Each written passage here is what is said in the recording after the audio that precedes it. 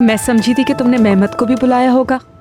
हाँ बुलाया था, लेकिन उसे लगा शायद लोग ज्यादा होंगे, जैसे हो सकता है तुम्हारे स्पेशल गेस्ट भी आ रहे हों, इसलिए शायद नहीं आया होगा।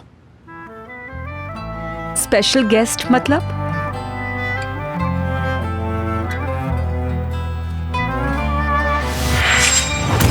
क्या ऊपर है कोई?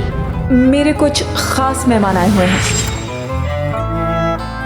आप कहीं तो कॉल करूं उसे? करो करो, तुम कॉल करो। देख लो। ट्राई करता हूं। कॉल करो।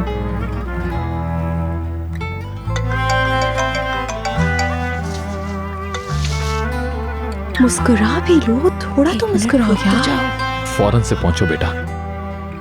नहीं नहीं, ऐसा मत सोचो यार, उस लड़की ने खुद पूछा तुम्हारा। देखो मेरे भाई, ये स्पेशल गेस्ट वाली बात को यहीं खत्म करो, समझ गए? सच कह रहे हो यार तुम बस अपने भाई पे भरोसा करो, आ जाओ।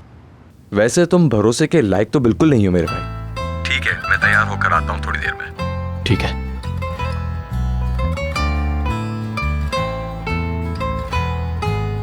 आ रहा है वो। आइए टेबल पर चलते हैं। बिल्कुल, आलिया साहबा ने बहुत मेहनत से डिनर तैयार किया है, कहीं ठंडा ना हो जाए।